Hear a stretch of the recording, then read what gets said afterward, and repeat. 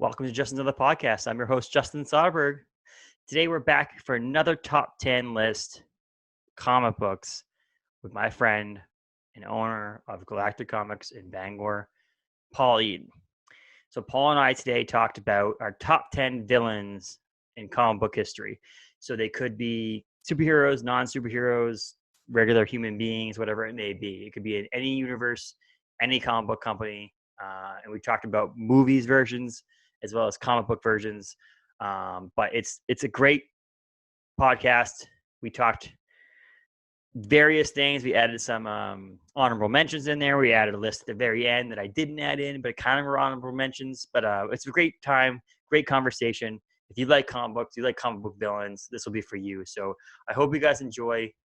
Paul Eaton, Galactic Comics, Bangor, Hammond Street, and myself, top 10 villains. Enjoy.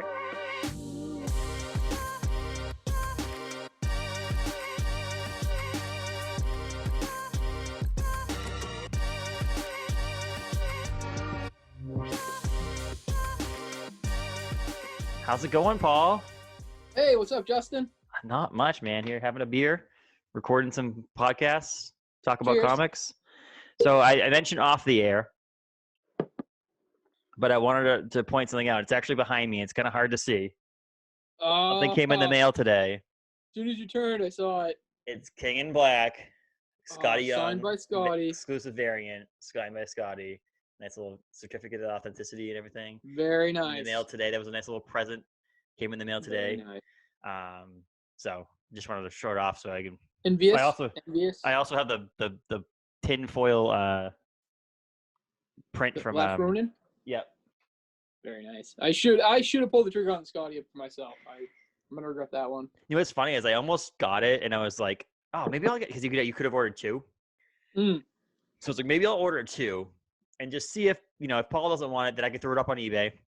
Right. And sell it or whatever. But I was like, I don't know at the time. I was like, I don't want to steal it from other people too because it was limited. Like part of me is like, Right. as a collector, I wanted someone else who's a similar collector to me to also Be able to buy get it. enjoy it. And so I was like, oh, okay. And then I mentioned it to you. You're like, oh, I thought about it. I'm like, see? Oh, Zoom's reminding me we have a meeting at 8:00. Oh, good. That's Right cool. on target. So we're here to talk about comic book villains. And Yes, I we did are. give you a little hint when I was at your shop last night that not all of them are Marvel. And actually, 1, 2, 3, 4, half of them are not Marvel. Half are not Marvel. Half That's are not impressive Marvel. for you. That shocks me. I think did have actually, a list of about, it's hard to see on here, but I have a list of about like 10 that are like, oh crap, those didn't make it. And I cut myself off at one point and said, got to stop changing my list. Let's just go with it the way it is. And we can talk. Because I'm guessing out of these 10, if I don't have it on there, you probably have it on yours. So it's not. right. Well, I've got six Marvel, so I'm actually more Marvel than you are. That's shocking. It is a little shocking. I think it's we'll start with like what we did last time. I'll read my 10 through 6. Paul will then read his 10 through 6, and then we'll go 5 each, and then back and forth and discuss. We'll do small little snippets, just enough for me to throw up on the screen what your number 10 is, and so on. But then we'll go and we'll actually talk in detail. What I did change when I talked to Josh Moulton from Queen City about our favorite Christmas movies is if it is in your top 5, do not mention anything about it. Just keep rolling. And when we get to your top 5, if your top 4 is it, then we'll just get to it at that point. You can just agree or say whatever, or I'll say whatever. But we'll talk about it when we get to the point where we reveal everything. Because I basically kind of revealed my top 1 female by you saying your top whatever. So Yeah. same thing with, so Josh would have ruined his top 1 when I read my like 7th movie, and so we gladly didn't say anything because we want to know the top 1 when you come to it. So quick little drink there. So here we go. Let's get into this. Top 10 comic book villains. And number 10, we're going to start off with Joker from DC Comics. It's my first ever on any of these lists, and probably will be one of my few DC Comics characters. I'll go quickly into it. I don't know much about Joker in the comic books itself, like the actual physical pages. Yep. It's just, he's iconic to the point where you can't not have, I just don't think you can have him in a discussion. Maybe it's not top 10, but you can't not have a discussion about villains in comic books and not talk about the Joker. I think it's a must. Absolutely. Number I 9. would say as big as he becomes, it's almost a must in any discussion about villains. Correct. And honestly, it could probably be in the discussion about top comic book characters in first and all. Oh, It's yeah. just Yeah. it's an iconic character. So, number 9, Shredder from the Teenage Mutant Ninja Turtles Very nice. universe. Again, another character where it's like you can if you don't know the Teenage Mutant Ninja Turtles, name a character from there. You name the 4 turtles and Shredder. Like it's like one of the things. Yeah. So it's one of those ones that again it goes in there. So number 8, the Governor from the Walking Dead universe. And again, the Governor is probably one of my favorite villains in the Walking Dead universe, but I kind of like him more in the comic book than I do in the TV show. The comic book is a little bit more, I don't know, a little bit more gross. Evil? The TV show, Yeah. yes. In a TV show, they kind of they made him a little bit more handsome looking and so on. So yeah, they kind of dumbed him down a little for the TV series. Number 7, Mysterio from the Marvel Universe. Again, great connection to Spider-Man. Has actually become, because of the movies, one of my wife's favorite villains in the comic book universes. It's because of the way he was portrayed in the movie, the most recent movie. So Mysterio, number 7. Number 6, Dr. Doom. Again, another Marvel character. Again, another iconic character to the point where it's not, maybe not in the same discussions as Joker, but in the idea that he is in that discussion as the greatest villains of all time. So absolutely, Joker, Shredder, the Governor, Mysterio, Dr. Doom, my 10 through 6. 3 out of those were not Marvel. Still surprising to me. Impressive. So we'll pause here right now here in a second, and then we'll go back and forth and have a little bit more discussion about the top 5. So you're up. All right. So first of all, I have a couple quick cheats too. That's fine. As I kept making this list, I got 13. I narrowed it down to. So for honorable mention, I have to throw, this was my wife's favorite, was Kilgrave, the Purple Man. But from the Jessica Jones series of Netflix, he was a fantastic villain. I think in the Marvel Cinematic Universe, really one of the best villains they've had, honestly. If you haven't watched it, go watch it. It's incredible. Also got Mr. Zsasz from Batman. He's one of my personal favorites. Very just creepy guy. I don't know, something about a guy with a knife. Yeah, it wigs me out. And Kingpin. But going to actual number 10. Number 10 for me is Two-Face from Batman. I love Two-Face. Something about his demeanor, I think, gets me with him. You never really know what you're going to deal with because he's very clean and very kind of Kingpinish to the DC universe. But then at the same time, he can be completely insane. So I've got I have Two-Face. Number 9, I have Dr. Doom. I agree, has to be brought up, has to be discussed. Love Dr. Doom. Number 8, because of his iconic kind of role in the Marvel Universe, I have Galactus. I think you could argue some of the villain in Galactus because in some respects, he is he really evil? He's being what he is, right? You know? But it's a discussion for a lot of those characters that are villains, in a sense that the greatest villains out there are the ones that are thinking they're doing everything right for good. They're thinking they're doing it for good. So Galactus is who he is, but he's doing it for his own good, thinking he's doing a good thing, but he's actually he's a being villain. Selfish by consuming all of these lives, right? Mm-hmm. You know, it's selfish, but at the same time, he's just, you know, we're eating meat. I mean, to him, it can kind of be that way. But correct. I mean, extremely iconic villain in Marvel Universe, and actually the reason why we have the colors we do at Galactic Comics. So I couldn't go without Galactus on my list. Number 7 is the Red Skull. Just evil. I read a series that was actually a novel series that had the Red Skull in it, where he got his hands on a cosmic cube, and he went much further than saying, "I'm going to just control Earth and have it my way." He went to try to control the entire galaxy and have it his own way.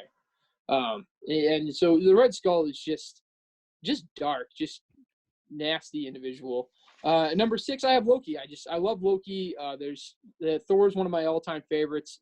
I love going with Loki. There's a great series where he ends up in a big fight with Thor and with Odin, saying they cursed him with what he is. Mm-hmm. You know, it's not my fault that I act the way I do. And he actually did things, he was like trying to make things right, and then they still turned out wrong because it's like his nature. He can't help it.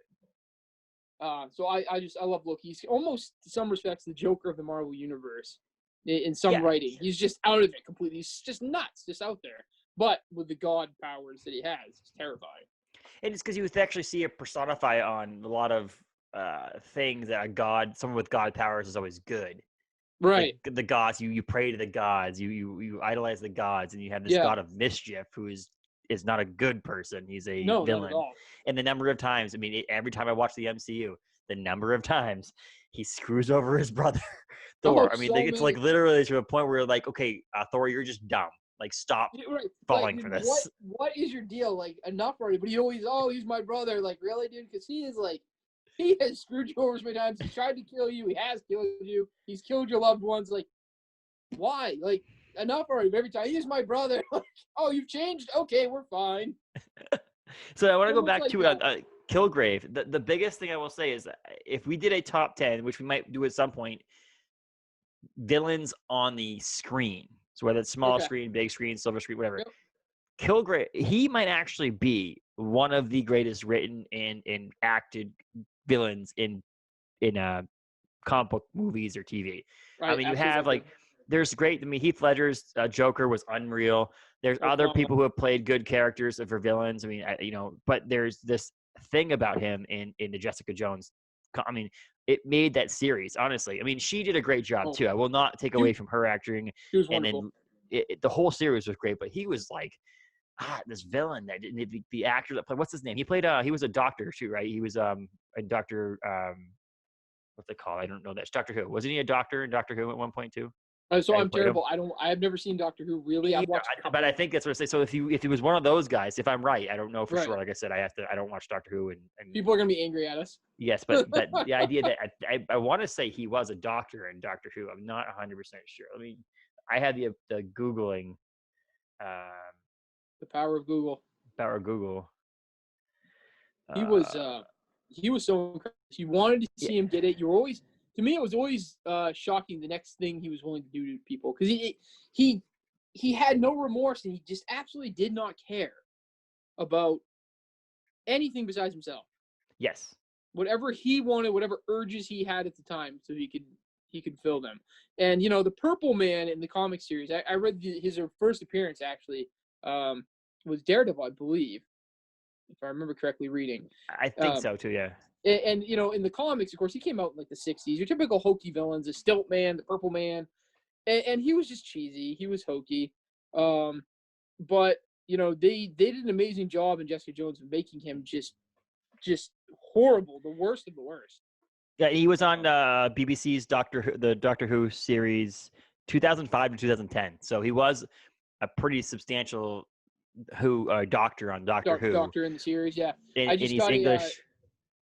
I just got a side note from my assistant here that he was the 10th Doctor. Okay, and that's the funny thing about it. It's like, it's one of those things that it's like people dive 100% into Doctor Who, or they don't watch it at all.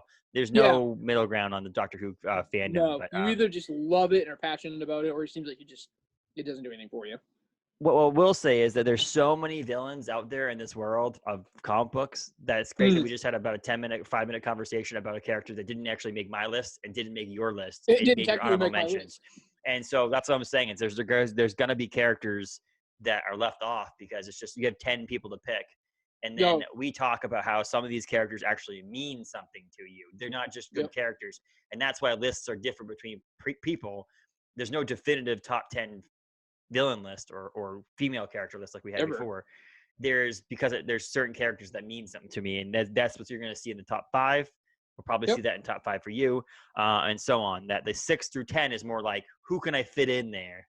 Right. Top 5 that are really going to be the ones that actually make something. Maybe we're going to have a little bit more to talk about and stuff like that. So, but yeah, so we'll go through yours again. It was just Two-Face, Doom, Galactus, Red Skull, and Loki. You had a couple honorable mentions in there that, I snuck in. I cheated. It's okay. When Josh did his top 10 Christmas movies, he had 3 movies for the number 10. So he cheated altogether. But he just used the word slasher movie as the number 10 Christmas movie. And I was like, okay, I can understand how you didn't want to make them all slasher movies. Right. But so now that we have 10 through 6 done, and we've talked a little bit about a couple of honorable mentions, let's get into top number 5, and we'll do a little bit more discussing of that. on this. So my number 5 is a Marvel villain, Carnage. Very nice. So I debated back and forth on Venom versus Carnage, and the idea that they're both villains in a sense, but I think that Carnage is the epitome of the symbiote villain, whereas Venom is kind of the anti-hero, if that makes sense. Very much. He's more of the Punisher-esque. He's more of the Ghost Rider, the people who can be villain-esque but not really villains. That in the sense, if you read the current Venom comic book that's out on the shelves right now, 31 just came out yesterday at Galactic Comics. Yes, it did. Is that he's a hero. He's on the good side. Yeah. I mean, they're fighting Null, and he's on the positive side of this. He's not. Yeah. Carnage would be next to him. Carnage would be the guy trying to kill everybody, like an absolute Carnage that came out just for the sake of it. Correct. And so Carnage has that just for the enjoyment of it, really. And plus I think the redness on his, like the color, his symbiote being red and that dark, it almost looks like blood. Yeah. that aspect that makes it looks like he was skinned or something. Yeah, he looks more villain-esque, and the idea that Cletus Cassidy is this like creepy, crazy, murderous person. Yeah. Yes, a murderous person. And then watching the Venom movie, which a lot of people didn't like, my wife and I we actually do like it a lot. We watched it quite often, and at the very end, when you have Woody Harrelson in there, I mean, you couldn't find a more creepier older person. But honestly, he's pretty good casting in my opinion as a Carnage fan. But I love that scene. And the name Carnage, it screams villains. It screams mean. It screams murderous. It screams evil, and it's Carnage. And so I will say Michael, now I'm going to forget his name. Donato, whatever. He did Carnage #1 back in 2015. Okay. Yep. It was a Carnage series when they did the whole Marvel reboot after the Secret Wars. Yep. He did a comic book where it was Carnage #1. It was his head, Carnage's head, and then it was a train tracks going into the mouth. Yes, it was one of my favorite comic book covers of all time, and it just again made me love Carnage even more. So there's that Carnage thing. I love his interaction with Spider-Man, all that stuff. So Carnage to me made it in my top 5. And what I did say is that I then disqualified Venom as a villain. If that makes any sense. So Venom will not be in my villains because I disqualified him. He would be more of a hero or an anti-hero if you put that in that category. So Carnage at number 5 is in my top 5. So nice. Any quick comments on there, or you want to just move on to yours? I think that's awesome. I thought of Carnage earlier. He's not on my list. I wish I could get back the money I spent renting Maximum Carnage for the Super Nintendo when I was a kid from Front Row Video. Every time it was in stock, I grabbed it. It's funny. It's the same thing I just said. I'm selling a bunch of movies on eBay, some Blu-rays, and I remember picking up a movie, Rock of Ages. Have you ever seen that? It was like a musical, like. No, I've never seen that one. It's horrible, but I remember renting it on Netflix. Or Netflix, it might have been Netflix. No, I rented it from Redbox. Okay. And had it, and I never watched it. And then I lost the movie, and they charged me like $35 for the movie. Oh God! And then I ended up buying it later on eBay or on Amazon on like Black Friday for like $2.99 or something like that. And I still have yet to watch the movie because I bought it because it was on sale. And then just because, and then I just listed it on eBay. You are really invested in this movie now. You are like $40 for this movie, and I've never seen it. So I can attest to you the idea of spending more money on something that you either could have purchased or inlined that with your renting of that movie. I don't know why as a child I just never got that game. I don't know. I know it was really hard to find. By the way, I'm pouring another one. Sorry. I know it was really hard to find as a kid, but I'm still looking. By the way, just on a comic book aspect of it, I have one issue of Maximum Carnage story arc. One. I have one actual issue. I only have one issue. So when I came into your shop one day and you're like, I just sold the whole Maximum Carnage thing to someone else, and I'm like, tons. So I had tons in back stock. So at some point, if someone comes to you and has that's something that I'm looking for. It's still been on my wish list on Midtown Comics and a bunch of other places that keep track of that stuff. Yep. And Maximum Carnage, and it's also a weird one because it's before Marvel actually did like mini series offshoots. It was just like all the Spider-Man titles, obviously. So like 3 Spider-Man titles here and 3 Spider-Man titles here had the Maximum Carnage header. And so I absolutely love that series, and I read it digitally, but I would like to have it in person. So that's the one. Nice. That's one of those ones I just haven't got my hands on yet. So Yep. putting it out there. You missed out. I had, oh man. Well, when I opened, I had the entire Maximum Carnage run in stock, and I think we sold to my opening day. I had managed to find an entire unopened Diamond Comics sleeve of Amazing Spider-Man 361, first appearance Carnage. I bought out an antique store's entire inventory and got this entire unopened bundle, and we sold every single cover on opening day. It was unbelievable. But I just thought about when you mentioned that. What a crazy thing to find. And the owner of the antique store never put them out because it was too new for her. It was that's just junk. I'm not putting that out. And I'm like, you know what that is? And she's like, I don't know. I don't really care. Okay, fair enough. The funny thing you mentioned about that the comic books though is that we in the first one we did this, I brought out comic books because I had a lot of the comic books of those characters. Yep. And I'm looking down on this. I'm like, oh, well, I don't have the first appearance of Shredder because that would be a pretty good comic book to have. But I don't have the first appearance of Governor yet. I have a lot of the Walking Dead comic books, but I don't have the Governor. Okay, so you don't have that one. I wouldn't have the first. Like, this is one of those things that like these characters are legit characters that like it's not cheap to own these comic books. Can you imagine? I don't even know what the first Doctor Doom would be. No, I do have the first appearance of Carnage, so that I would have been able to throw at least one in here. Okay, yeah. Well, it's like Galactus, first appearance Galactus. I mean that's you're talking thousands of dollars so for a good I copy. didn't even try to do this because it wouldn't have worked out very well. So. Let's move on to number 5 for Paul. Number 5. So my number 5. So I was so impressed with your the last podcast we had. So I do have some visuals to go with all of my top 5. They're not first appearances, but I got some visuals. So my number 5 goes out. Let's see if you can see this. This is a cool cover. It pulls out, and you've got the Mad Hatter. So I don't know how many people know the Mad Hatter. This right here, this is one of the reasons I looked for this issue in backstock. This was a fantastic series, The Dark Knight, the New 52 era for the Mad Hatter. He's one of my favorite villains. I absolutely love Jeff Loeb and Tim Sale's work. And in Dark Victory, they go into a lot. If I remember correctly, it's Dark Victory. Now I'm afraid I'm misquoting. Anyways, in the series from The Long Halloween, let's go with that. So I know I covered it. They go into a series of following the Mad Hatter as a villain. He is absolutely just evil and insane. He wants to relive his childhood over and over again in his love of Alice in Wonderland, and he keeps kidnapping young girls to be his Alice. And basically, every time they go off where the way he wants his story to go, he murders them and goes out and abducts another young girl. So Batman's always in the race in time. Every time a girl goes missing and realizes what's happened, to track down the Mad Hatter before he kills this girl and strikes again. And in the Jeff Loeb and Tim Sale work, they go into one of the only memories he has is his mother reading him Alice in Wonderland, and it's that safe memory, and how much that is twisted and evil version the Mad Hatter has really gets Batman. You know what I mean? Like, he doesn't pull back a punch when he hits him. He goes all out because he's so just angry from his own personal experience with it. And that just went deep with me. I was like, man, it's incredible. It's incredible the background they gave him.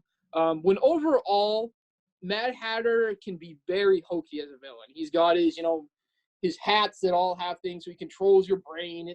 It can be really cheesy, but if they go into simply the fact that he is a lunatic out there abducting children, sometimes it's children, sometimes it's young girls. He is evil. He is absolutely evil, and I'm always excited to see Batman get him in the end. That's a cool one because again, I'm not a DC fan, so like I know Joker because of like if you don't know Joker, if you don't know comic books, you know Joker. But like the Mad Hatter is something. Also, if you just said Mad Hatter to me, I'm like the movie Alice in Wonderland, like the Mad Hatter, and so. The connection to that and he seems like a horrible person. Like it makes it a top 5 villain for sure. The worst. Yeah, he is just the worst. So that's really cool. So that's your second DC person?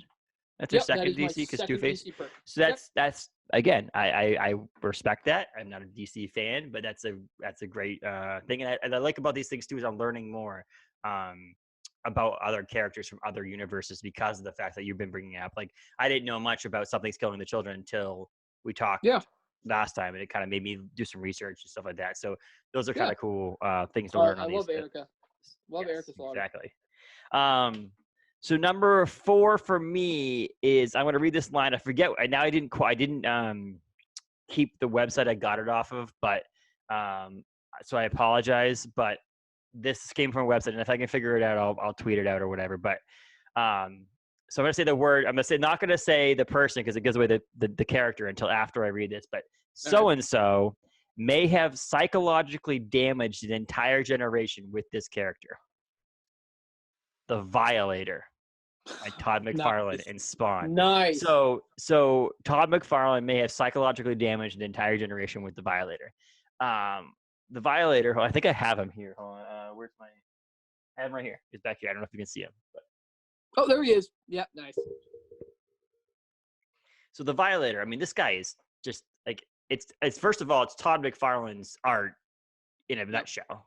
His big, extreme lines, his lanky legs, it's just like something that would not normally be able to actually stand up in real life. There's no way that this is a real thing. God, no. Like it's just the whole idea about like the way he drew Spider-Man and all that stuff as well. But the character, I bought that one a while ago, used open box, and the character even has a hard time standing up as a fake thing. So you kind of have to like have him on a knee, because if you don't have him down on a knee, he falls over. So, yeah. So, but the idea that I have the same one, and he's grabbing a.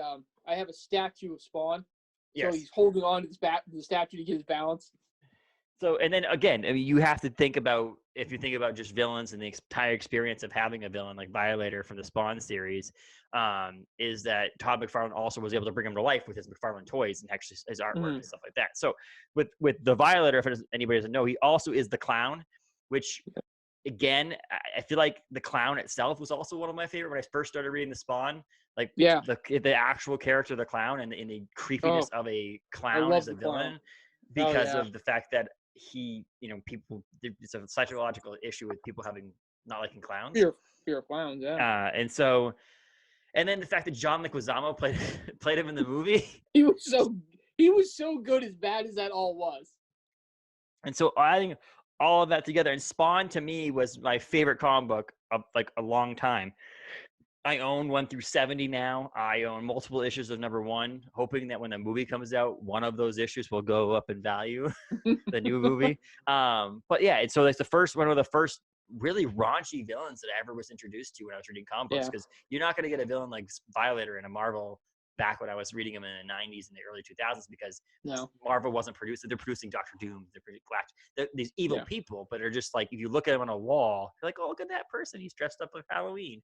You look at this character, you're like, oh my, this will give you nightmares. Yeah, and what the hell is this thing? What the hell is this thing, right? Because he's from hell. He's from hell. Brought to Earth. He's a demon. He's a demon. He's part of the inner circle of hell and all this stuff. So he's tasked with monitoring Al Simmons, who is Spawn, who's also a creepy person as well. If you look at Spawn as a character, he's also pretty creepy. I love Spawn. So Todd McFarlane had to make an even creepier villain, which is awesome.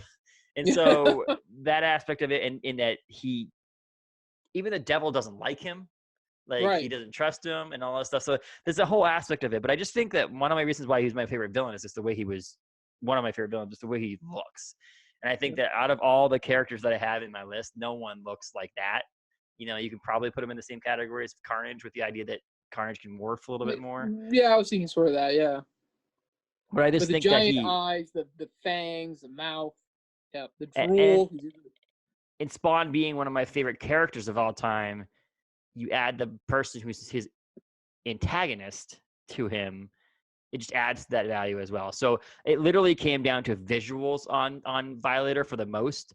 Because let's be honest, as much as I'm a big Spawn fan, as much as I'm a Todd McFarlane fan, he for a long time sucked at writing.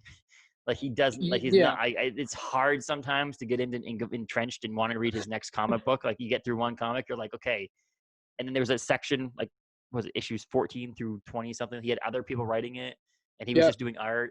And it's like, just focus on art. I like you, Todd. You're awesome. You create awesome characters. This is amazing. But like sometimes your writing lacks. Yep.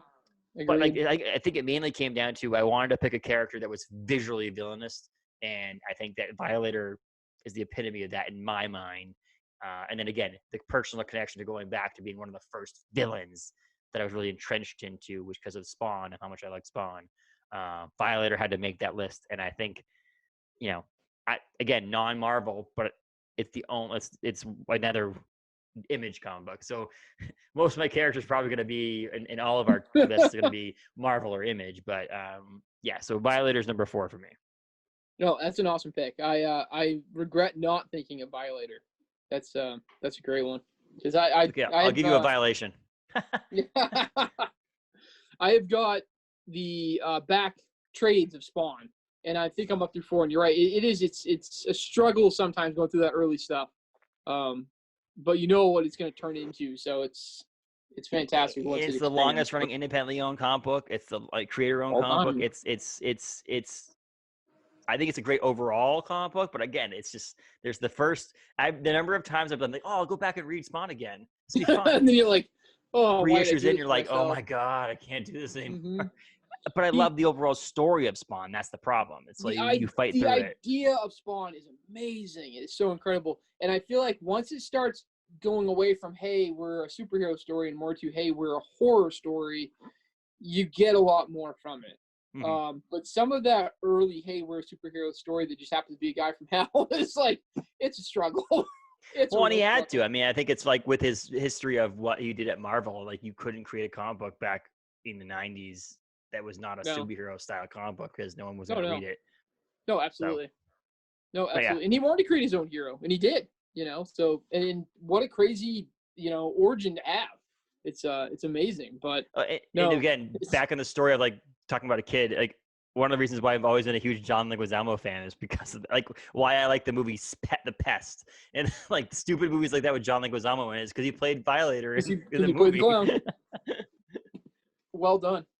All right, so my number 4, I think this is iconic for comics. I'm reading a lot of the series now. I started to have something different, and I haven't been able to put it down. But realistically, iconic in all forms of villainy and everything, and you have to go to Darth Vader.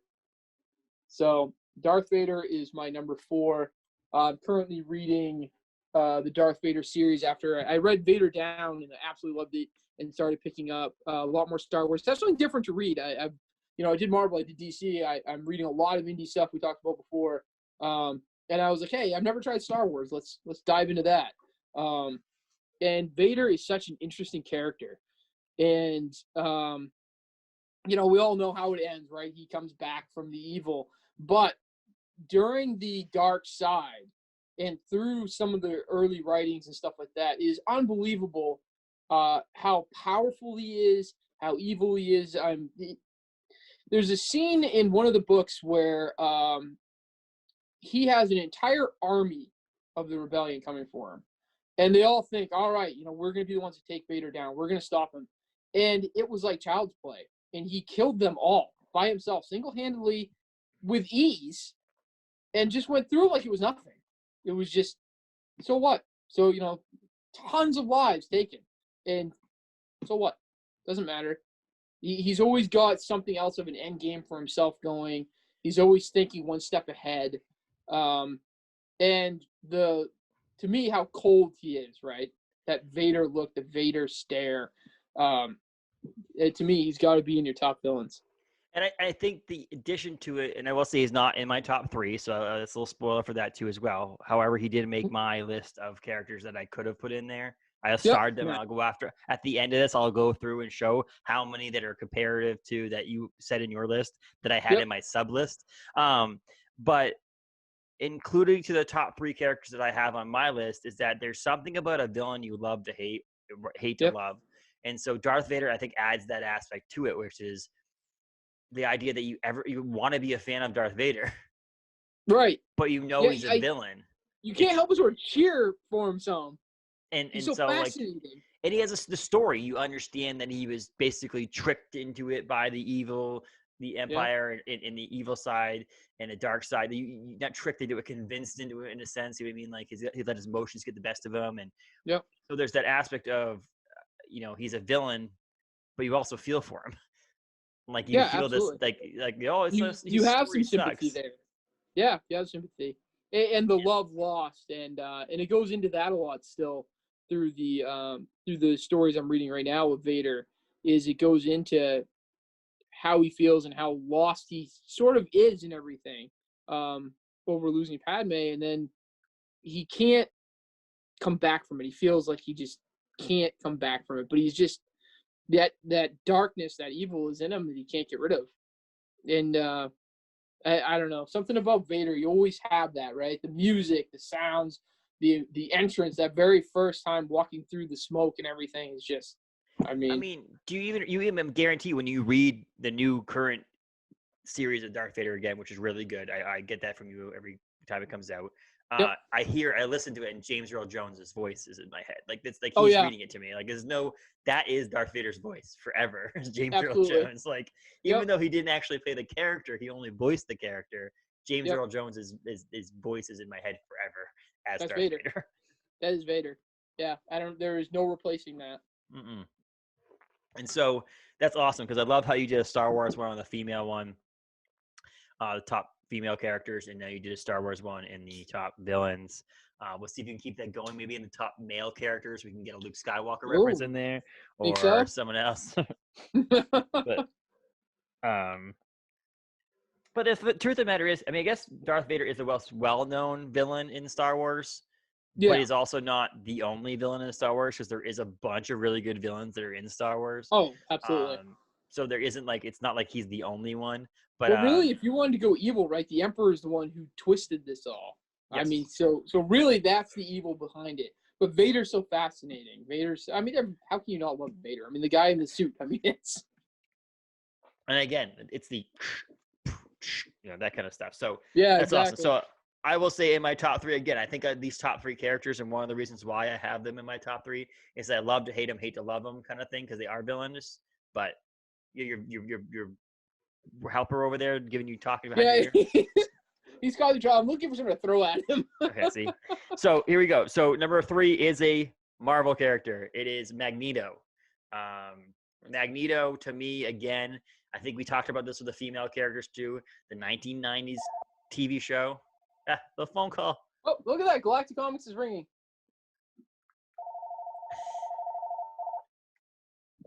Here, I'm going to pass this one off to my team member who's going to run out back and answer that. So the Magneto idea, the 1990s comic book cartoon series on Fox, that aspect of Magneto was awesome. Yeah. Plus, you have your early 2000s TV movie, or the movies for the X-Men. But he's like that character that is friends with Professor X at one point in certain series, and goes bad in a sense. Like he's kind of like a Darth Vader aspect of it, where he's like, he's willed into it. Is the evil side of things have gotten to him, and I've always liked his power. Like the power of magnetism is pretty cool. But then you go into all those series, the different series that are out there, Magneto wise, is unbelievable. So you can do whatever you need to do if you need to work. Don't. So we decided to close early because, of course, it's it's been a little bit slower. Yeah.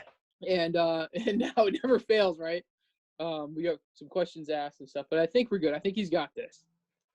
If you need to answer him, that's fine. That's part of the fun about this podcast, is you can answer him live on the air. All set? All set. All right. Logan is taking care of it. See, that's fine. I'm not even going to cut this out. This is all going to be in there, because this is all part of owning a comic. It's all part of it. This is, yeah, exactly. So, but Magneto as a whole is this cool, and honestly, colors that are weird, the purple and the red that go together. There's not much to say about Magneto to me. It's just epitome of a villain in Marvel Comics. Why I picked Magneto over someone like Galactus or had Doctor Doom higher, again, it goes back to a personal thing. Comic books to me in the 90s, the epitome of comic book animation to me was the X-Men cartoon.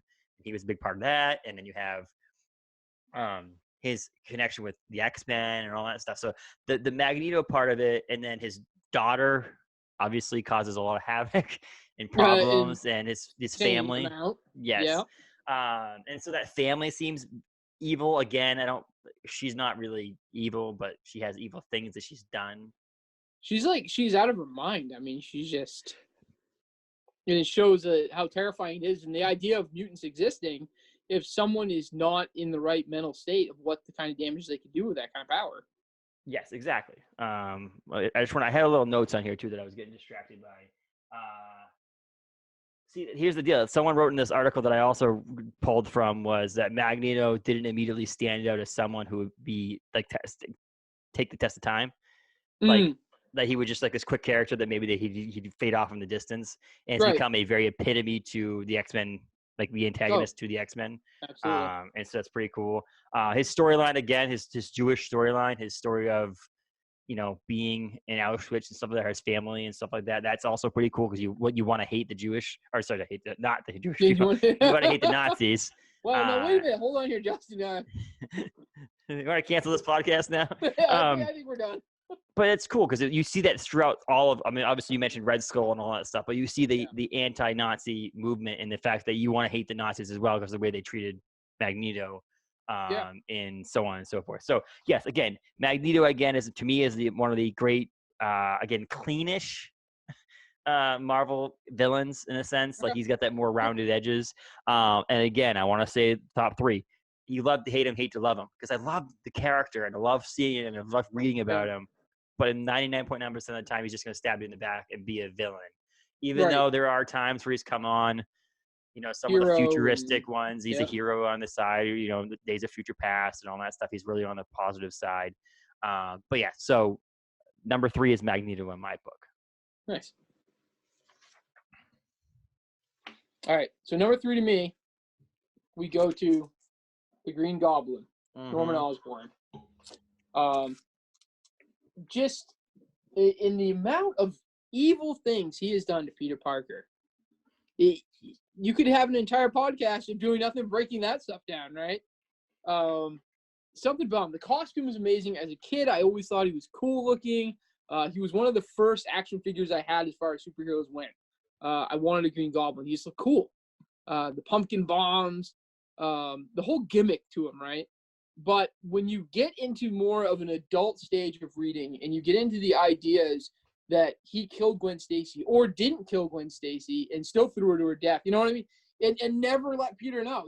Peter has no idea. Did he kill Gwen trying to save her, or was she already dead? All of the just twisted, evil things that Norman Osborn has done. Taking over the Avengers and making them evil and having the Dark Avenger era. He's kind of the Lex Luthor sometimes to Superman. He's almost sometimes the Joker, where he's just out of his mind. I'm always fascinated to see what the next Norman Osborn thing will be. He gets the symbiote at one point and becomes the Red Goblin. I don't know. I just love the Green Goblin. He is very Marvel villain-esque. Starting out as, let's face it, he was kind of hokey a little bit.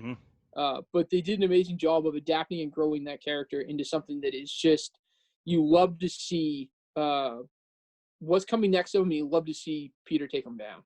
Yeah, and it's again, Spider-Man is one of the epitome Marvel characters of all time, and his villain, or one of his villains, is gonna obviously be in that category as a top villain because he's also a top character. So it works both ways. Yeah, you have to, love it. One with the other.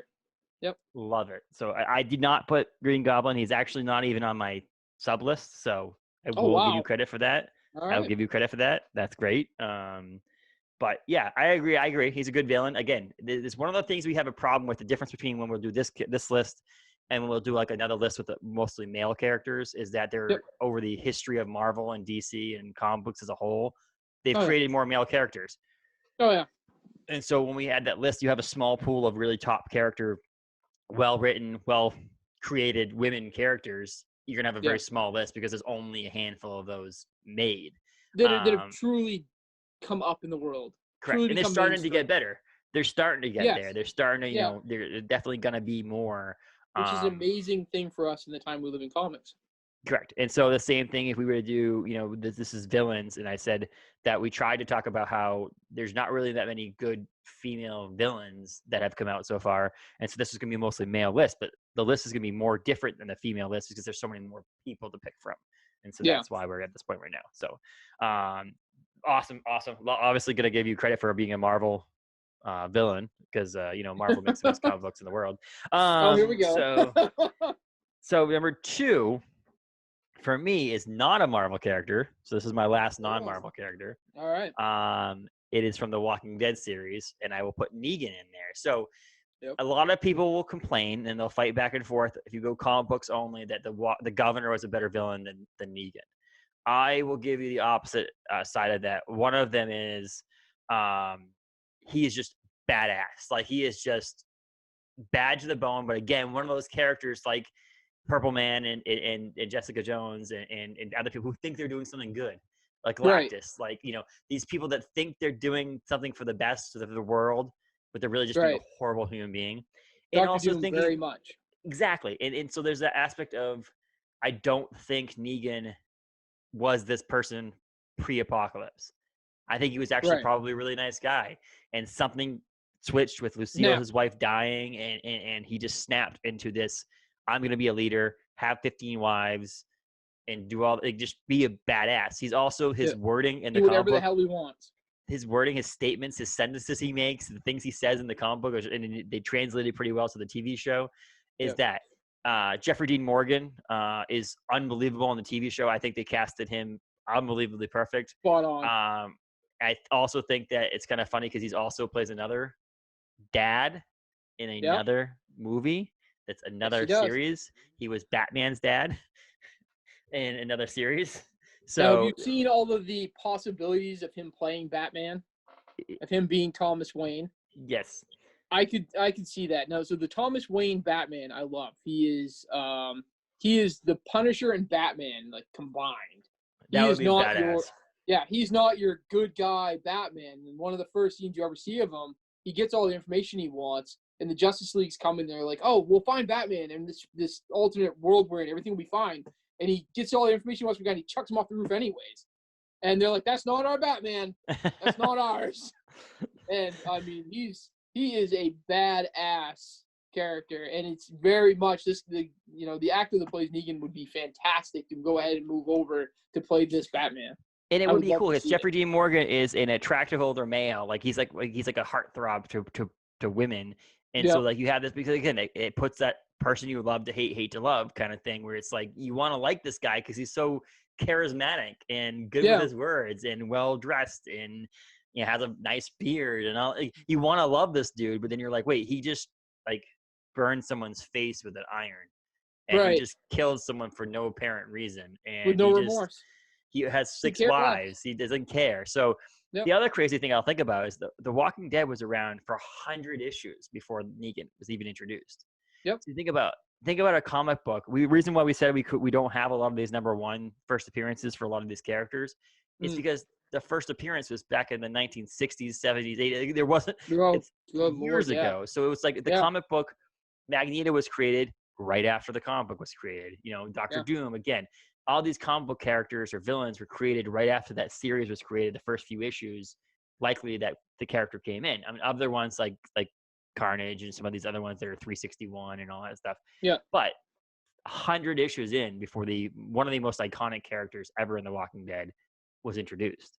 Yep. And then Lucille comes along with it, his bat with the barbed wire on it, and just how he talks to it. And like I said, I think one of the coolest things about him is that he's so creepy because he's so likable. Like I'm reading him and like, oh my god, Negan's on this page. Where you watch I'd hang out with this guy, and then you're like, no, I wouldn't.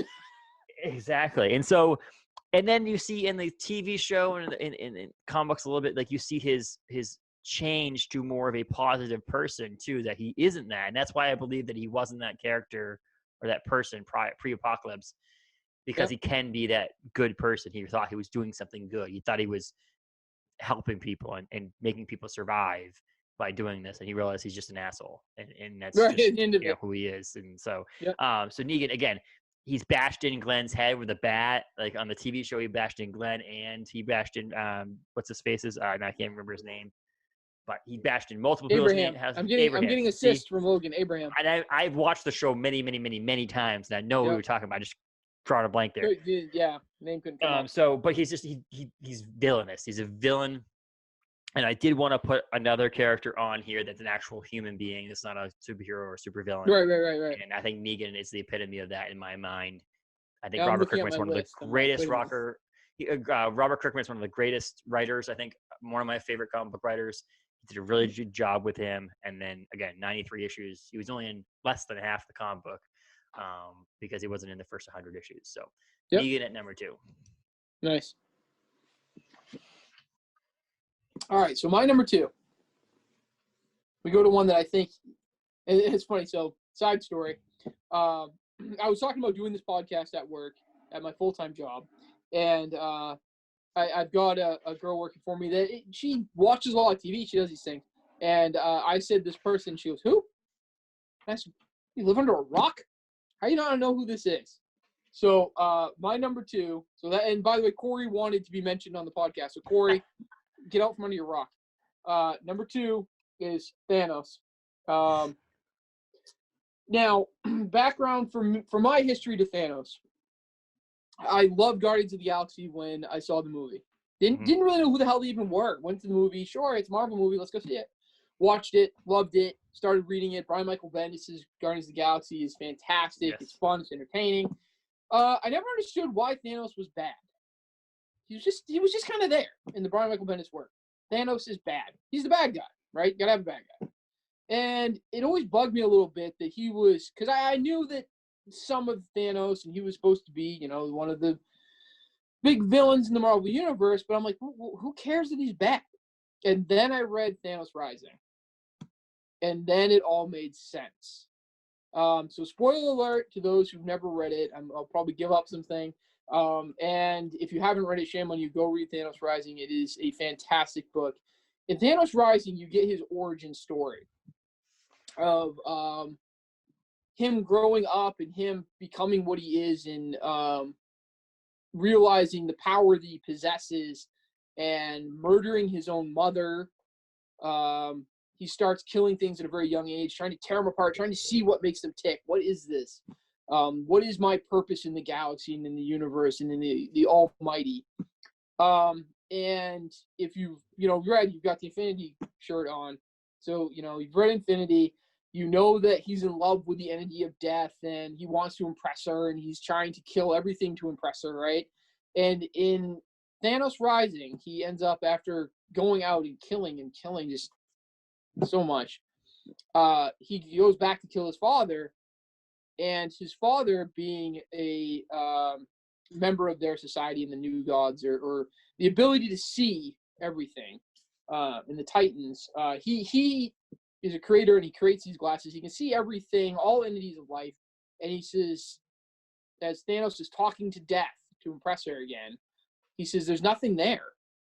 There's no one there, son. There's no one you're talking to." So that's when that like light bulb. He's insane. He is killing, and the entity he's in love with doesn't even exist to him. We all, there's all these Eternals, and death does exist in the Marvel Universe as we sort of know death, but Thanos doesn't see her. She's not there. He's nuts. He is completely insane. And that was like the wow moment in Thanos Rising, was that origin brought out that he's not just bad, right? He is out killing. He killed all of his offspring. He went out and decided to kill all of his children. He had children across the galaxy with numerous women. And he went out and killed all of them to try to impress Death. And then he kills his father to try to impress Death. He's not even talking to this woman that he loves. He's insane. And that was my Thanos moment. And ever since then, I've been like, all right, I'm on board for Thanos for being my villain, for the fact that he is crazy. He is all-powerful, and he's insane. So I want to jump on that bandwagon and talk about you, but I guess I'll just go into my number 1, which is Thanos. So Thanos is my number 1. So we'll go into, as we'll talk more in a sense here too, because Thanos is my number 1. There's a couple things. I wanted to mention Thanos, but I forgot to grab it ahead of time. It's right here on the wall. I'm going to grab it here. All right. the meantime, I'll enjoy peeking at all the stuff in the background. Oh, I'm back already. So it's hard to see. Beautiful. Okay, this is hand drawn by George Perez at a Comic-Con in Massachusetts. Oh, So that's George Perez, incredible. obviously iconic Infinity War Thanos So much. artist. So it's a Thanos sketch with Sharpie that he did for me at the Comic-Con. That is beautiful. That with, I want to say there's like 4 comic books and a photo he took with me, $40. $40. Oh my God. That's insane. So, so Thanos to me was always this like character that I liked a little bit. It was like, this guy's kind of cool, and I like his size and his chin, the way he looked, and all that the stuff. whole thing about him. But again, we talk about personal connections to things. One of the things that came to me was the fact that the guy who drew Thanos in the Infinity War, and the Infinity Gauntlet series, the guy that like was one of the most iconic drawers or artists for Thanos, drew that for me in person. That Awesome. pushed that to the point where it was like, okay, Thanos is the shit. Like Thanos is the best thing ever. So then I started doing more research on it and doing things that I have more Thanos toys, collectibles, statues, picture frames, things. I mean, this is this is actually, it's hard to see on camera if you're watching this video, but this is an ugly sweater. Like this is stitched in. This came from the Marvel Collector Course. Awesome.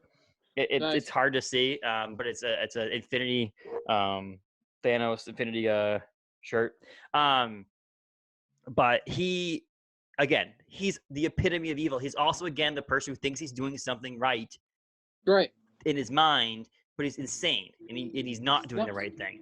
I mean, look at MCU, right? You can kind of get it, but then there's the argument of if you can do anything with that, he could have created more space and food and everything for the galaxy, but instead he's like, oh, I'll just kill everybody instead. And so you went on a little bit about the comic book, so I'll add in some of the MCU stuff. So the MCU stuff. So if you actually looked, I looked it up on here. I listened to the audiobooks. There's some books that were put out by Brandon T. Snyder and Barry Lyga, who did these books that were based off of like prequels to the movies. They were the one was called Marvel's Avengers: Infinity War, Thanos, Titan Consumed, and it was a book about like the history of Thanos in the MCU. There's also one that's called The Infinity War: The Cosmic Quest. There was both the Volume 1 and Volume 2.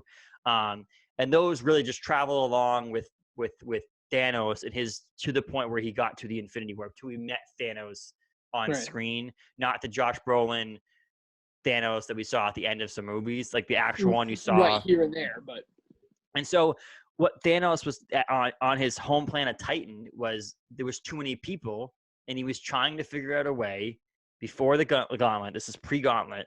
He's trying to figure out a way to make his world succeed. And he wanted people to not. He wanted to do the right thing, and so he created this machine, this thing that randomly selected people to die. Right. But you know what he did though? He put himself automatically get chosen. He was willing to kill himself to let his what he planet considered succeed. the greater good. Correct, and he was doing it for the greater good. And so the idea that I love to hate him, hate to love him, because he wanted to do what was right, and yet no one wanted to listen to him. His dad was like, "You're insane. You're trying to kill people," and his planet eventually banned him from Titan and sent him on out in the world. And he ended up getting on other. He ended up becoming the Thanos he was in the movie, and that's when he took his small quest of saving Titan to making the larger quest of saving the entire multi-universes by snapping out half the people. But in the very beginning, he was trying to do what was right, and obviously that's genocide. But the idea that he was trying to think about how to save his planet, and that's why he was doing this and do it fairly, because it was all at random. And he thought he was raising Gamora and Nebula the correct way. He thought he was being a good dad, when really he was a horrible dad. He was still killing people, and he was still mistreating them. And so, like, again, he was that villain that thinks he's doing everything he's supposed to be doing, even if he thinks he's trying to impress death. He thinks killing people is the right thing to do, and that's where it makes him insane. And that makes him kooky. It makes him not right, because he thinks he's doing everything right, and he's really doing everything wrong. He's not doing anything right. An alternative solution, that's where he goes. And again, so it goes back to he's a horrible person. He's an iconic, and he's become more iconic of a villain in Marvel history because of the MCU and the creation around the Infinity Gauntlet, Infinity War, Infinity Saga. But he's the character that is now become an iconic villain in Marvel, and So I much. think that the reason why he became my number Get one out was from under your rock, Corey. exactly right. It's because he's got that personal connection now to me too. That the George Press drawing this, the fact that he is in the movie. So when you see something that you liked so much be put on the big screen and you can watch it over and over again. I mean, there's no Mad Hatter. No, You not know, so yet. you can't Hopefully get that. someday. There's some Green Goblin. There's obviously Darth Vader. But when you can see your favorite villains on the big screen, it also adds to that lore, that love. Yeah. And so Thanos has jumped drastically up there. And then I put it in the closet because we're having a baby, so we're going to move this room around to be a baby room. Is Scotty Young as one of my favorite artists of all time. When he draws Thanos, it's so much fun. His tiny Thanos is so much fun. It's so cool looking. It's so and so I have on my tattoo here. One of my favorite artists of all time is Run the Jewels. Run the Jewels, Scotty Young did a variant cover. See, if you're watching the video, he makes this evil person look so joyous and loving. And so I'm surprised I'm honestly surprised you haven't gotten me to buy that yet. So that's a statement to you.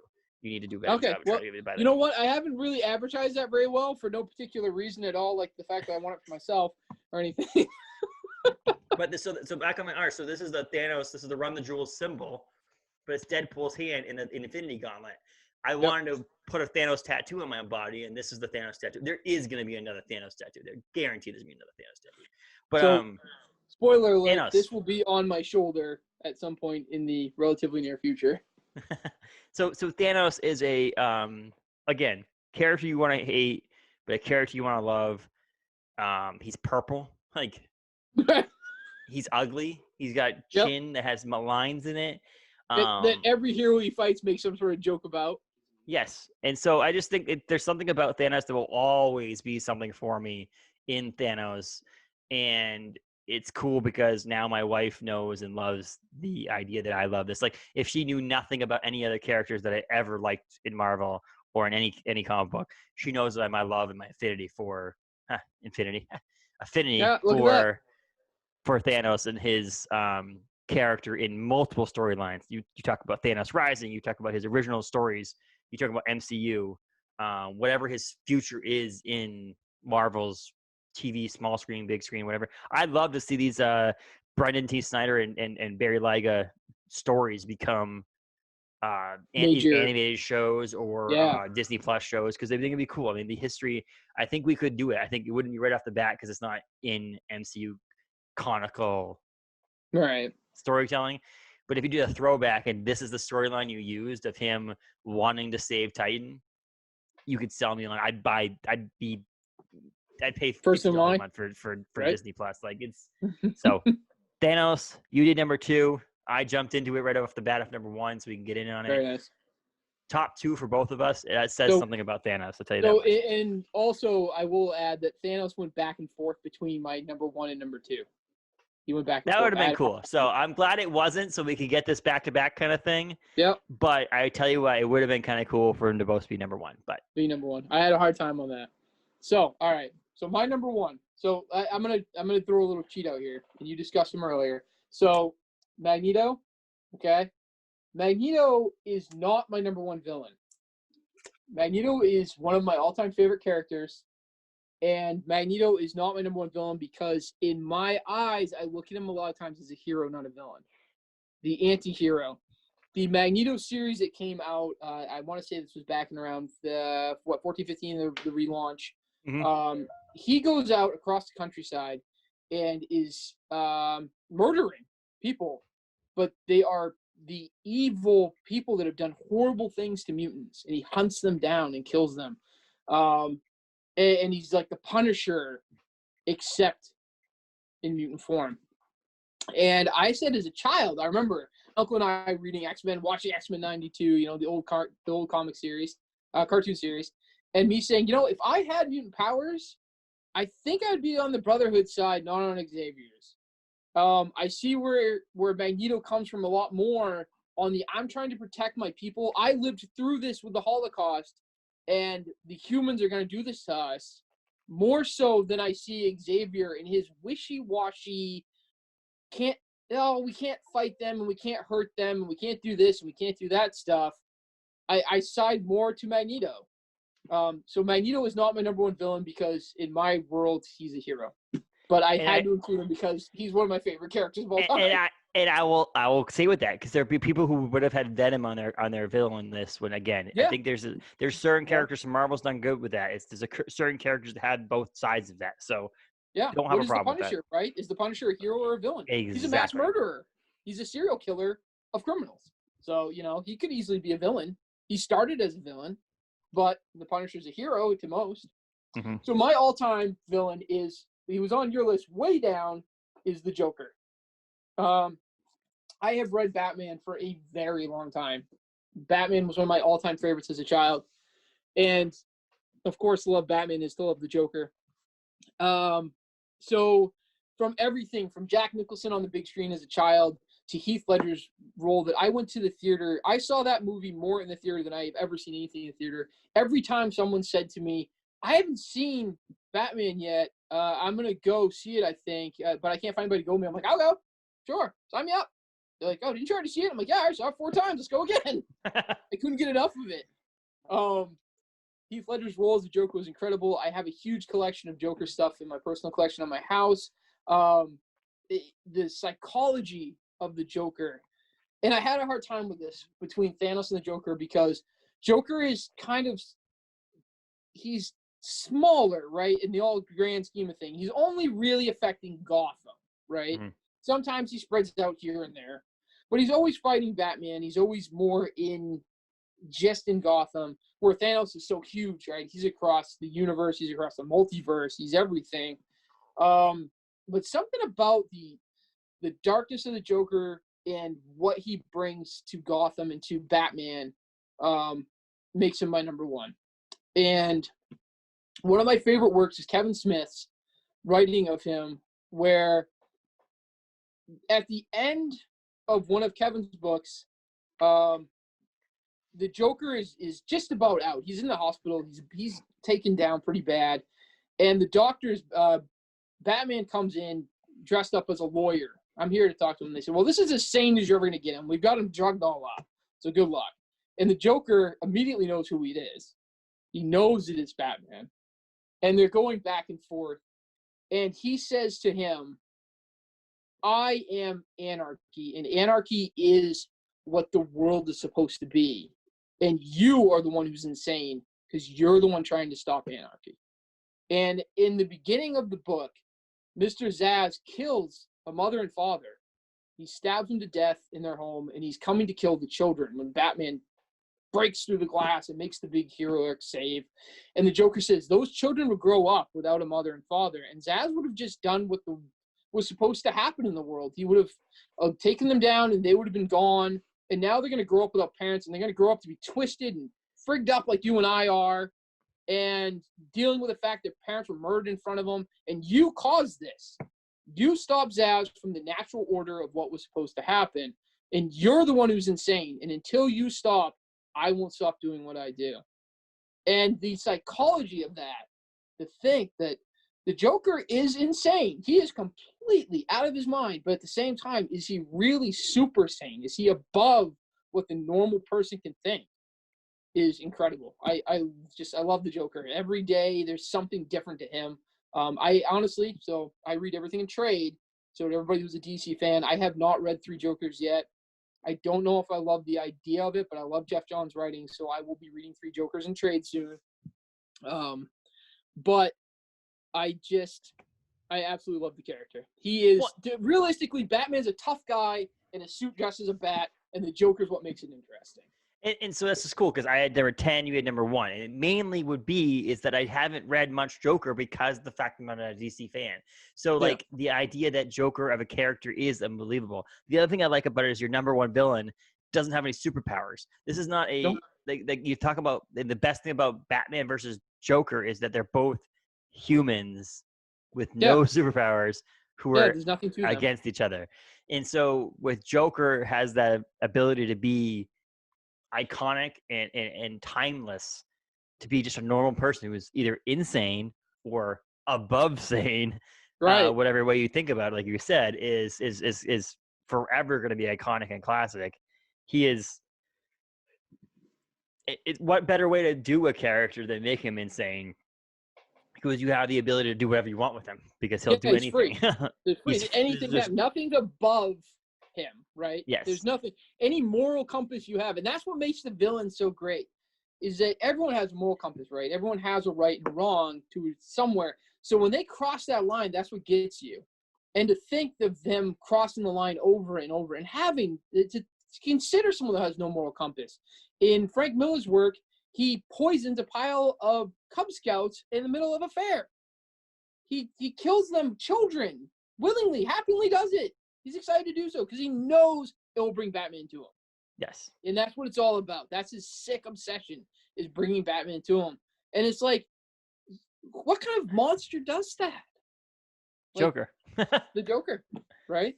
And so, and the other aspect of it is that if we talked again about top 10 favorite comic book TV screen villains, Heath Ledger's Joker would be on that list to me. There's something about put a smile on that face. Do you want to see this pencil disappear? Those kind of like, it honestly would not be surprised if it did drive Heath Ledger to where he was. Like there's a lot of talk of that. He got entrenched in the character and got to the point where he was freaking. I mean, and I will say, Joaquin Phoenix Joker movie, again, another insane character. I'm not a huge fan of that movie because of the fact that, first of all, I think DC has screwed the pooch on their entire universe 100% up and down. So it's mainly, I'm a Marvel fan, but it's like when you look across the aisle and see how well someone's been able to do this, and you still screw it up over and over and over again, and you make a Joker movie that doesn't even fit anywhere in the universe. In timeline, it stands alone out of everything else. People come to me and they're like, and this is off the comic world, because I have a non-comic book world. And so people know what I do, right? They know what I run a comic store, and they say, "What do you think of the Joker?" Because I watched that. Man, that was so great. And I'm like, oh. I mean, if you delete everything else out of the whole around it, yes, the movie itself was not a badly made movie. No, if you take that out of being the Joker, take it out of the Batman universe, great. But if you try to run this in the Batman universe and run this in any semblance of anything, it doesn't work. Like, what is Joaquin Phoenix's movie? He's in his 30s, he's in his 40s. He certainly looks older. Bruce Wayne's a child. Like, what? Joker's like 60, 65 when Batman's finally actually donning the suit? Like, you're telling me he can't take down the elderly? Like, it doesn't make any sense. It doesn't, because also it's like, this movie wasn't made back in the 2000s when it was like X-Men and the only thing being made was X-Men. Right. This movie was made after 23 successful Marvel Cinematic Universe movies. And then they came out with this movie. You're like, and this is the other thing. They could have called it some sort of, even if they call it the Killing Joke or something that has another Joker theme-esque series, it would have been somewhat okay, because it's okay. Oh, it's off the beaten path. You're doing your own thing. It's a standalone thing. But they called it to an elf world. He called it Joker. Yep. You called the movie after the character's name. Yep. And it had nothing to do with anything that was going on in Suicide Squad, in the Marvel, like the Batman, Superman, the Christian Bale Batman, nothing. And just in any of it. It's just it's like, I will say that one of the only things that they ever did right in DC was the Dark Knight series. Batman Begins, I'll give credit to, but the Dark Knight and the Dark Knight Rises or Returns, whatever it is, those are great movies in my opinion. I'll watch those over and over and over again. And I think mainly it's because I think Christian Bale wasn't a bad Batman in my opinion, but Heath Ledger Heath Ledger as Joker did those movies. Yeah, absolutely. That's it. It is what it is. So no, I had top 10. I don't read DC because I don't read DC or don't read Marvel or don't read Joker. You pushed them way up because you do. And so that's what I like about it. So I like how our top two, like I had number 1, you had number 2, and you had number 1 was number 10 for me. Yeah. But it's there. So let's quickly go over top 10. So I'll read my top 10 here. All right. So we did say at number 10, I had Joker from the DC universe, Shredder from the Teenage Mutant Ninja Turtles universe, and again, I'll think all of them. I think Kevin Eastman's current series Right. is good. IDW, all the way out, everything. So the Governor from the Walking Dead universe on Image Comics. Number 7 is Mysterio, Marvel. 6 is Doctor Doom from Marvel. 5 is Carnage from Marvel. 4 is the Violator / Clown from Spawn and Image. Number 3 is Magneto from Marvel. 2 is Negan from the Walking Dead universe / Image Comics. And then number 1, the all great and mighty Thanos from Marvel. Your turn. Very nice. All right, so my number 10 is Two-Face from DC Comics. Number 9, Doctor Doom from Marvel. Number 8, Galactus from Marvel. Number 7 is the Red Skull from Marvel. Number 6, Loki from Marvel. Number 5, Mad Hatter from the DC Universe. Number 4, Darth Vader from now the Marvel Universe from Star Wars. Yes. Number 3, Green Goblin from the Marvel Universe. Number 2 is Thanos, the Mad Titan. And number 1 is the Joker from the DC Universe. Great top 10. I think it's cool that we had a little bit more diversity on our list. I think it's similar. We only had 3-ish similar ones on the female. Yeah. We had a couple on these with Thanos and the Joker, Doom, Doctor Doom. Yep. Doctor Doom, 3. that was it, right? Yeah. Yep. So 3 again. So we're going to go for this 3 thing every time now, right? We're going to see if we can guess 3. I wanted to keep this at around an hour and 15 minutes. We're getting right there. But I wanted to go over and say that my other list was other people were Darth Vader, Galactus, right? Red Skull, Kingpin, which is on your honorable mentions. Yep. Loki, right? And then I also had I honestly swapped back and forth with some of these characters, which were Apocalypse, Ultron, Apocalypse is great. Yep. Juggernaut. Yep. Again, another cool X-Men character. And then Mystique, again, one of those anti-hero, hero, villains kind of thing. Yep. So, and then I had Venom on there too. But again, that was that whole, I think Mystique and Venom kind of slide over to more of the, not hero, but not villain kind of thing. So I think Mystique can be more into a villain, really. Yes. She's very self-serving. Those are the ones that were had in my list that I can actually show you. I don't know if it's hard to see on my list, but there are things. It's listed here. I didn't make that up. That was listed on my iPad that I printed. That they were going to be on my list if I could fit them in, but they're not. That's I was trying and I wanted to fit a female villain in, and Hela was my first female villain that comes to mind, and the one that keeps coming back. But I didn't include her, and I'm sure a lot of people, especially a lot of DC people, would have Harley Quinn. Some people see her as a hero. She's villain some. I honestly, and this may not be popular, folks. Sorry to ruin this, and I hope you don't stop shopping at Galactic Comics. I'm not a big Harley Quinn fan. Yeah. Kevin Smith is. Yeah. He named his daughter after her. Yeah. I mean, there's so many, right? People love Harley. I don't really love the character that much. I'm not a big Harley Quinn guy. But my other one that I would have loved to have added on my list was Megatron. All Hail Megatron.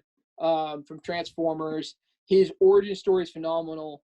If you haven't ever read that, if you want to read that, pick up All Hail Megatron, or you can read it in the IDW Omnibus and Transformers. It goes into as a child, right? In the cartoons, Megatron's bad because he's bad. Well, when you get into why he's bad, I almost hail Megatron. I almost go more to him than I do Optimus. Maybe if I'd be a Decepticon, not an Autobot. Well, that's the thing about the Thanos thing. It's like if someone said, "What's your favorite Marvel character?" Thanos would probably be it. He's a villain. Right. And it's like people would want you to say Gambit or X-Men or the X-Men characters, Wolverine. Yeah. But Thanos might be my favorite. If you did it at the end of the year of doing these episodes, if we said, "What's our favorite character that we've talked about?" Thanos would probably still be at the top of that list. So I can completely see with you being a Megatron fan over Optimus. Yep. I completely could see that too. I don't want to talk too much about Transformers because my wife will kill me. She hates the movies. That's fine. like fine. hates them. Like That's when I fine. told her I was listing them on eBay to sell them, she's like, "Thank God." That's fine. The first one I enjoyed. It was fun. The first one I enjoyed. That's fine. Taylor, I'm on your side in this. Read the comics. Watch Okay. the original cartoons. And so I got to get her back on the But- iPad too, because she was trying to read some of this stuff digitally. She tries to read it on her phone and all that stuff. I want to get her some digital comics here and there too, because I do believe in the paperback ones, but it's also hard to read when the lights are out and you're trying to read. Yeah. Oh yeah. It's So, easier when you're in bed. And But yeah, read on the phone. so that's our top 10 villain list here on All right. Just Another Podcast with Paul Eaton from Galactic Comics. Paul, you're open Wednesday through Sunday, or Saturday still? Wednesday through Saturday. Yep. And are you going to be open the 24th? I didn't know if you. So yeah, this has been a discussion a lot. I think I'm going to be closed the 24th, and I'm kind of I'm taking an in-store survey on the 26th. So yes, I work a full-time job. I have my wife. I have 3 children. This is currently my side gig that I absolutely love. It's my passion. It's my hope and dream to make this my full-time job. But I could use a little family time. I could use a little break. I averagely pull about 90 hours a week in work. So the 26th is kind of a gray area we're still trying to figure out. I think you should Christmas take Eve it is off. just In my opinion, if I had to vote for it, I'd say you take it off. The 23rd is New Comic Book Day anyway, so let's just all be in there on the 23rd. Let's all spend the money that we would have spent over the weekend on the 23rd so that it doesn't affect you at all, and you're all good, and we're good. I love it. I appreciate that. See, you take one day that week. If you could work one day that week, that'd be amazing. So just work we're one day at and the take a comic book break. shop, I should say. But yeah, Galactic Comics on Hammond Street in Bangor. You can find them on Facebook, on Instagram. Check them out. Definitely worth it. I have now switched over 100% to buy my comic books. I say 100%, 99.9%, because I did buy a collection of Midtown Comics, Scotty Young's that are in the mail. But yep, hey, I can't judge you for that. Listen, and you got to get me. More You got to Scotty find Youngs out. here if I didn't keep it for myself. Well, it's just you got to find out when that collection. If you're working on that Scotty Young one, you got to talk to me. Yep, I'm working on a nice Scotty Young collection. So okay, sweet. Thanks, Paul. I really appreciate it. Top 10 villains. We'll do something else next time. I haven't decided yet. I don't think. We'll talk and figure out what the best one was. Maybe I'll have you pick this category next time. So. Oh, hey, there we go. That's cool. But Galactic Comics in Bangor. I'm Justin. Thanks for joining me, Paul. Thanks, Justin. Appreciate it as always.